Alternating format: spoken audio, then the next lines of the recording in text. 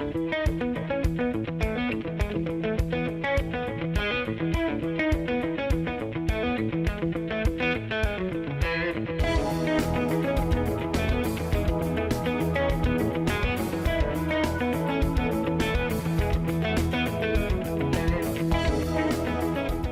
Cod is an inspiration for innovation. eSteamers will introduce you to the often overlooked entrepreneurs who are building Cape Cod's future with steam.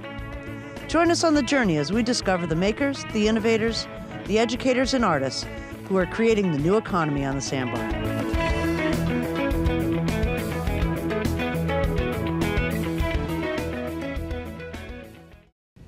We're here talking with Barbara Noss from the Cape Cod Museum of Natural History, and they've got a really great event happening on March 21st. Barbara, tell us about Science on the Street. This sounds like a phenomenal event. This is our fourth Science on the Street. The Cambridge Science Festival started joining us as a regional outreach from the event that they have, which is April 18th to 26th during the school vacation. They join us March 21st and bring people from over the bridge with all kinds of interactive activities for students. Actually, people from 4 to 104 would probably find something exciting to play with. 4 to 104, I like that. They would be able to play. Right. Basically, that's what it is. It's a play day. We run 11 to 3. We have about 40 different vendors, instructors, interested scientists that come and join us. There are anything from the Hui, who's doing our visiting exhibit for the year, will be there. Noah from Situate will be there. With the whales, we have... You're going to have whales? We are not going to have whales. We have 2 inflatable whales, but they are so big that if we put them up that day, we wouldn't have room for the people. So you'll have to check our website for the days you can come visit the whales. All right. Northwest Fisheries is coming. We have an astronomer that will be there, a math magician. Cool. We have math magician? Math magician. What do they do? Math magic. Math magic. Yeah, it's very cool. We have the author from Backyard Biology that's there with some things for the kids to do. There are all kinds of activities and events that range from electricity to rockets to the marine life that we have. Somebody will be there talking about seals. Somebody else is going to talk about sharks. And there's activities and fun for everybody. It's like a big science fair festival. Right. We even have the science of popcorn, and the Wicked Kettle Corn guy sells you the product when you can learn about the science of how to make popcorn. So the science of how to make that's really kind of cool. I remember actually learning to make popcorn with my dad when I was a little kid, and realized there was a science to it. There's a science to almost everything now. There's a science to almost everything. And tell us a little bit about the Cape Cod Museum of Natural History. You guys are a hidden gem on Cape Cod. There's so much that I see on your event calendar, things to do, like you said, from ages 4 to 104. Well, we have 2 floors of exhibits. The upstairs is the history, the archaeology, the view out to Wing Island, which looks over the salt marsh and is one of the best views, I bet, on the Cape. The birds are there. We have tanks that have snakes and salamanders and box turtles. We have, if you've never seen a fisher, which is evidently new to the Cape, we have one of those. You'd be surprised at how big they are. Wow. It's not alive, but it's pretty interesting. The Hui is doing our exhibit this year, so they have 4 cases of information about what they do and how they do it. We have a live beehive that's That's fascinating. It's pretty cool. And in the summer we take them over to our live hives that make our honey, and they can put on the veils and join the fun and see what bees do over there. Downstairs is the aquarium and the bird collection. And we have activities all the time.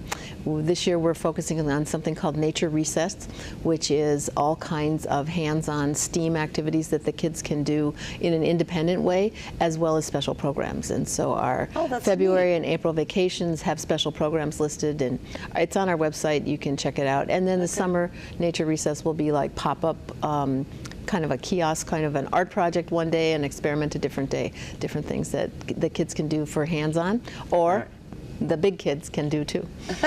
That's great. One of the things that you do that just it fascinates me is the mud flats mania.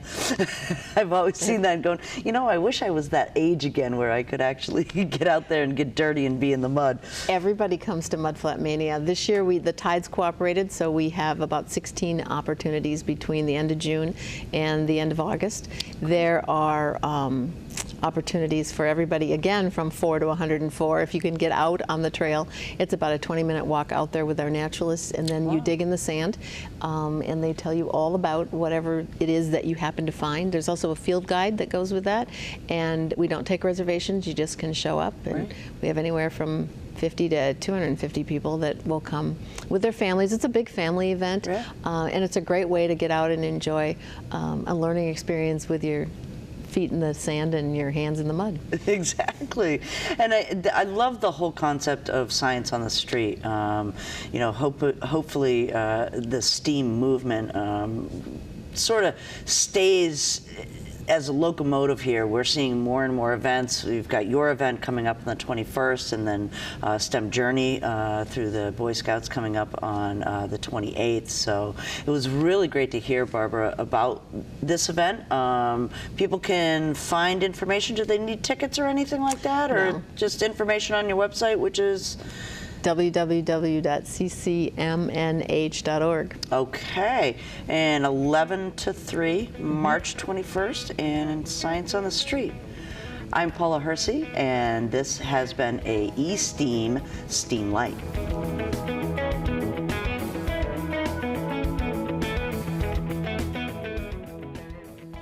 Today, we're going to talk to a couple of folks about a STEM journey. Does this sound like fun for your kids? In March? Welcome, Jennifer. Welcome.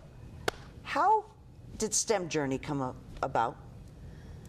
We started with the Cape Cod Science Cafes back in 2011. And originally these were meant to bring science to the general public and create a casual atmosphere where scientists and the general public could meet.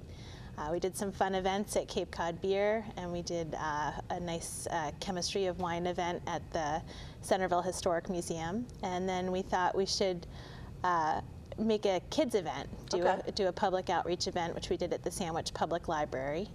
And we met up with some folks from the Southeastern Massachusetts STEM Network, and some teachers from Plymouth Public Schools attended that event and asked us to come and get their science club started. So great. Jack went and got the science club started, and then there was sort of a cry out for more outreach events like this. So we started to have our Cape Cod Science Cafes be both for kids and then ones for adults. Well, this event, Jack, is quite large. You're telling me that several companies have stepped up to the plate to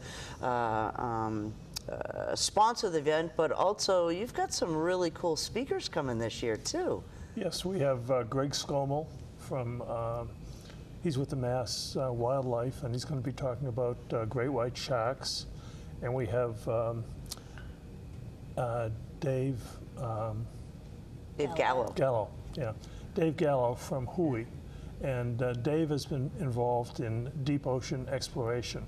He worked with Robert Ballard of Hui to find the Titanic. That's right. Also the Bismarck. And he did a lot of work on the MH740, that Malaysian Airlines flight that went down. And it went down in the deepest ocean in the world, the Indian Ocean, and they still haven't found it yet. But I know when the Indonesian flight went down, I probably saw him on TV at least 6 or 7 times. Every time they wanted to talk about it, they'd be talking to Dave Gallo. So he's an internationally known expert. And we expect about 1,000 people this year, and the theme is ocean discovery, basically. The event actually started last year when it was the first STEM journey, and it was Space Lab to Zero G, and we had 2 astronauts as speakers. So we gave badges to the Boy Scouts in space exploration and chemistry, and we worked with the Boy Scouts, we worked with the Cape Cod Community College, and the northeastern section of the American Chemical Society, and we put this event together. We probably didn't get as much publicity as expected because the Cape Cod Times was being brought out by Gatehouse or whoever owns them now, right? Yeah, USA Today, I believe. Yeah. And so we didn't get a lot there, but word of mouth, and we were able to get these the information on the events in the backpacks of a lot of the kids in the local schools, and that's what I think what allowed us to do it. And it's a free event. It's a free event. It's going to be at Cape Cod Community College, and you're going to use the whole campus. Tell me about some of the things that I know that lots of mom and dads are hearing the word STEM, and they keep hearing it over and over, but they don't really kind of get what it is. But you're going to have exhibits there that are going to show parents how learning has changed through STEM activities. What are some of those activities? Well, this is an event that's really for K through 12. Okay. And the big problem that you have with STEM is you lose so many students from after the 4th grade or 5th grade. There's a lot of students that get lost in that transition, and so that's one of the things that we're trying to do is generate some more interest for the students in science and math. And it's something that's absolutely essential, because if we don't have enough technology people, I don't know what our future is going to be. Because if you have people overseas in Asia who make 25 or 35 cents an hour, and jobs went over there because the labor's so cheap, they're never going to come back. Correct. And so we need the technology. If we don't have the technology, and so we need people with interest in science and math. And I mean, that's something that I had a 10th grade teacher in chemistry, and that's what generated my interest in science. And the American Chemical Society, they push science, science outreach and STEM. So those are big things for the American Chemical Society. So that's why it's so important.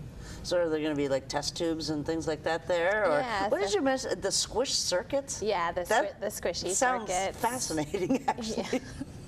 What do you do with squish circuits? So you make them out of Play-Doh. You make circuits out of Play-Doh. So that's for the younger kids. Okay. So say like K to 3 ages, and then we have the Lego lab as well. So these are separate rooms where they'll be able to make circuits. A Lego lab. What are you going to do in a Lego lab? Now that's for all ages. That's for all ages. That was wildly popular last year. It takes about an hour for each session. Wow. Start to finish, and so there's kits, and kids work in groups, and so they work through the kits. They're led by an instructor, and then they build and use the computer as well to build, and they make a programmable Lego, like a little Lego bot. Cool. Yeah, it's really neat. And then we'll have the right whale from the Provincetown Center for Coastal Studies are bringing their right whale. So it's an interactive exhibit for people to walk through the whale itself. And they'll do presentations. You can see all the organs and everything else. And they'll do a presentation, so those presentations will be scheduled. And then we'll have the Cambridge Science Festival, Science on the Street, doing their STEM kind of STEM interactive, very interactive. The northeastern section of the American Chemical Society, younger chemists will be doing things with test tubes. They'll be doing actual chemistry experiments. And those are interactive, so the children will be able to come up and do the experiment. And I think that's how kids really kind of get excited about certain types of learning, is when they get your hands dirty, or there's that aha moment that, pouring this into that makes that. Exactly. That's great. Exactly. So March 28th, and it runs all day, half a day? 12 to 4. 12 to 4, perfect. So the 2 keynote speakers will each give their keynote talk twice. So people will be given, so when you come in the door through registration in the cafeteria, you can sign up for whatever talk. There's 4 talks. You sign up for the talk, you get a wristband for the talk, and then you can wander through the other exhibits. We'll also have career talks. So we'll have some of the largest STEM employers on Cape Cod. They'll have employees here talking to, those are ideal for high school students who are kind of thinking about, what can I do on Cape Cod in STEM? Right. The two largest STEM employers on the Cape, or Cape Cod Healthcare. Correct, yeah. And I don't know, they probably have about, there's several thousand workers, Yeah. nurses and all sorts of technicians, and then Hui. And Right. Hui has, I think, something like 900 or 1,000 scientists that work there. And then we have MBL, Right. who has about 300. So there are quite a lot. And those are, the thing that amazes me sometimes is you talk about Hui to some of the people that just live on the Cape, they've never heard of it. Right. And it's actually one of the largest organizations of its kind in the country, and it's right here on the Cape. I love hearing it on the news too. It's like Woods Hole Oceanographic Institute is like, yeah, and especially like you said, Dr. Gallo, who is a fascinating, engaging speaker for all ages. We've seen him through the Cape Cod Technology Council, and he's just, he's amazing. And Greg as well has also spoken to the Tech Council. He's got it. He's like the rock star. Yeah, absolutely. It's really neat. So this sounds like a fun event. And you said it's free. It is free, yes. It's a Saturday afternoon, 12 to 4. Cape Cod Community College campus, registrations at the cafeteria. Yes. How can they get more information? Do you have a Facebook page or a website? Website is it's capecodsciencecafe.tumblr.com. Okay. And Excellent. I think the Cape Cape and Islands. Boy Scouts. Cape and Islands Boy Scouts as well. Scouts. Okay, so And if you're a Boy also- Scout, can you get badges on this one this year too? Yes. Oceanography and chemistry. Oceanography and chemistry. Both in one day. I love it. Girl Scouts too. Girl Scouts too. We're involving Girl Scouts, and I was kind of amazed at how you don't normally see Boy Scouts and Girl Scouts together. Correct, yeah. But that's one of the things that we're doing here. We have a woman from she's the dean of admissions at Mass Maritime, and she's the vice president of the Girl Scouts of New England. Oh, nice. That's So, fantastic. and one of the people that works for her is on our committee. Right. Excellent. So you guys are excited, expecting probably over 1,000 people. Yes. March 28th, 12 to 4, Cape Cod Community College. Thanks so much, Jack and Jennifer. It was great to talk to you and hear about the event. When you get done with this event, come back and tell us how it went. We'd be We'd love happy to do that. Thanks. This winter, Bridgewater State University is opening a new campus in Yarmouth on the Cape, and I'm excited to tell you that we're going to be bringing to that campus a certificate program on new venture management. In that program, we're going to cover 3 different areas. One, how do you analyze your business idea and the marketplace? Secondly, how do you deal with the financing of a new idea? And third, how do you build a winning business plan? At the end of the day, whether you're successful with a new business or not depends on innovation. It's like that quotation that we've heard many times from Emerson. If you build a better mousetrap, the world will beat a path to your door. So what does innovation mean in the context of a program that you might develop or a new product? It really means 3 things. One, that you might be doing something new. Or secondly, you may be doing something old, but just doing it in a new way. Or third, you're introducing new customers to an old idea. Now, how do you analyze the idea that you have to see whether or not it has potential? What you're doing is looking for gaps. Gaps in the marketplace of something that customers want that no one is providing, or alternatively, a gap in the context of something that you can do that no one else can do. So either looking at the market or looking at yourself and identifying things that might be able to happen. Now, what do you learn, or how do you learn about these kinds of things? You learn by talking to other innovators, or you learn, secondly, by talking to experts in the field. And that's what we're going to try to do in the context of our certificate program. We're going to bring together experts in innovation along with people who are interested in innovation and get a conversation going that could make a difference for you in terms of being able to innovate and get your idea out in front of the public.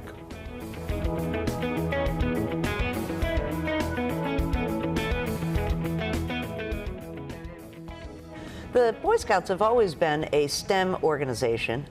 If you can build a fire in the woods, you've deployed some STEM principles. Today with me is Michael Riley, the Executive Director for the Boy Scouts here on Cape Cod. Welcome. Thank you. It's great to be here. Great to be here. So you've been here for a while in Scouts, 17 years, Yep. I think, and you've been with the Scouting organization longer than that. I've been working for the Boy Scouts for 35 years. For 35 years. God bless you. All those boys. It's a labor of love. It really is. So we're talking about STEAM and STEM, and the Boy Scouts really literally over the years, your merit badges, even from the inception of the Scouts, have always had STEM principles. Tell us a little bit about that. Well, science has always been a big part. It's been a very important part of what we do. I was a Boy Scout, and I remember working on my second class requirements. The fire building requirement had us learn what the fire triangle was, which required that it takes heat, fuel, and oxygen to make a fire. And that's chemistry, and that's physics. And we had to understand how those three components make the fire, take any one away, and you can put the fire out. And that hasn't changed much, today. That's still how you build a fire. We've also always incorporated biology, nature study. Some of the first things that we do is teach the kids, you need to learn to identify poisonous plants. It's very, very helpful to Very learn helpful that. when you're on those camping trips and knowing what the poison ivy looks like. Yes, before you've been rolling around in it. And so, but that is the basics of beginning biology, to do that, and it continues from there. We now offer about 130 different merit badges that boys can work on. Wow. And of them, 40 thereabouts, I haven't done a complete count, but about 40 of them are related to STEM, science, technology, engineering, or math. And, That's good. And we expect that number is probably going to continue growing. Right, well, we've got some of them: programming, game design, sustainability. Some of these merit badges are really cool. Yeah. Don't ask me to try to earn them. Right, but I'm looking at these. So what do you see when the Scouts get in there and they start to look at the merit badges that they're going to earn? Is there a gradual pull towards the STEM ones, or does it vary on the kid? Well, some of them are required if they want to earn their Eagle. The one you've got there, sustainability. Yep. You see that's got a silver or gray border on the top of it. Yep. Any of those are required during your Eagle Scout Award. And that's just a new addition to the program. But other ones we've had right along, environmental science has been required for several years. And that covers the gamut of biology and chemistry, and really learning about the natural world and how it's all interrelated, the water cycle and things like that. So it's again, like we've already said, it's been part of our program for a long time, and as science and technology keep evolving, we're trying to stay current and coming up with merit badges that are relevant and contemporary as well. We've also added recently composite materials is another one, and I have one, robotics. Robotics, I was just going to say the engineering component Yep. here. Every kid, not every kid, but a lot of boys say, oh, I want to be an engineer, but they have no idea what engineers do. Right, and how many different kinds of engineers there are, too. Exactly. The Merit Badge program is a very individual program. So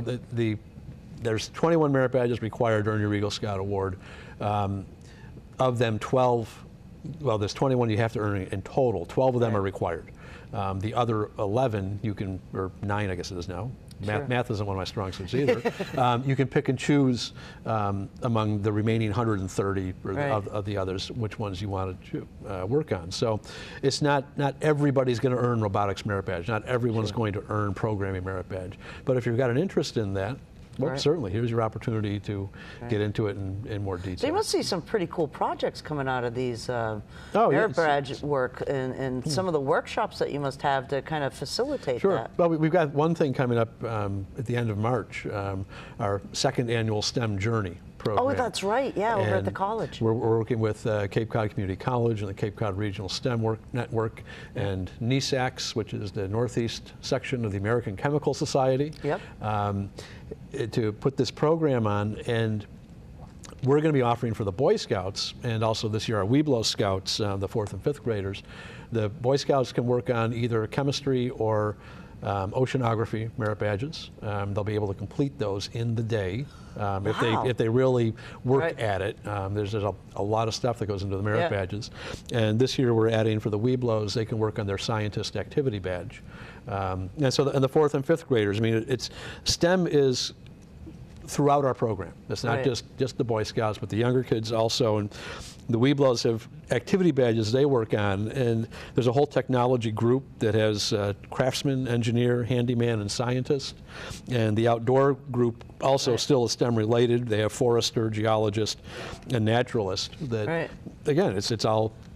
See, and I'm a proponent of really literally getting STEM into a child's vernacular very early. You don't have to wait until they're in high school, and actually waiting until they're in high school is much too late.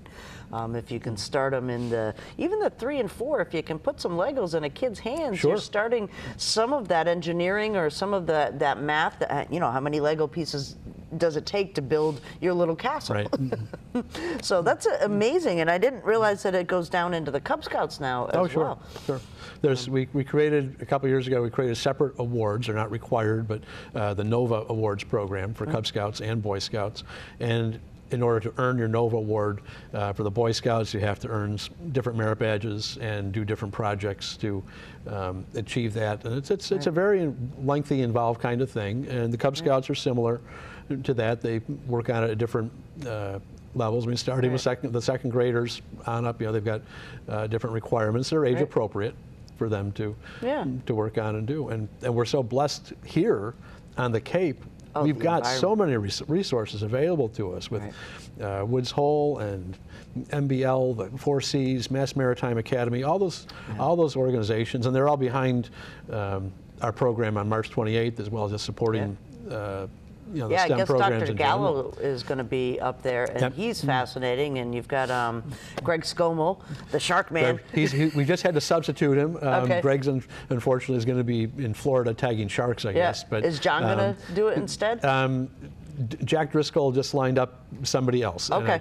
I'm not familiar with who he is, but it'll be great. Last year we did this program, our inaugural event, and we focused on space exploration. And we had 2 astronauts. Yeah, so we've got some tremendous resources to bring in really great people to make presentations and support this program. So I'm a great believer of STEAM. Adding the arts into that. I think music and the visual arts are really a part of a STEM education. Sure. Boy Scouts also offer that too, don't they? Oh, we do. We have art, sculpture, music, and bugling. The bugling, I'd forgotten about that. Yeah. and graphic design kind of bridges between the two of them. Those are all merit badges that are offered. Cinematography, cinematography. As well? So yes, we're into that as well, and we encourage that frequently. You know, my background is in music. I got my degree in music education and promptly went to work for the Boy Scouts. But so my contribution is leading the Order of the Arrow song. So how's those bugle skills? Yeah, I was a string major. But anyway, scouting's always been a very comprehensive program. Right. I mean, our mission is to help young people be able to make ethical decisions over their lifetime, and with this broad-ranging program that we try to educate and develop the entire child. Well, the exploration and discovery in scouting is amazing.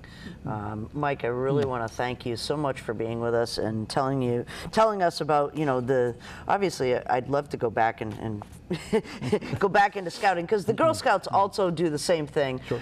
So it's not just the Boy Scouts, the Girl Scouts have that opportunity.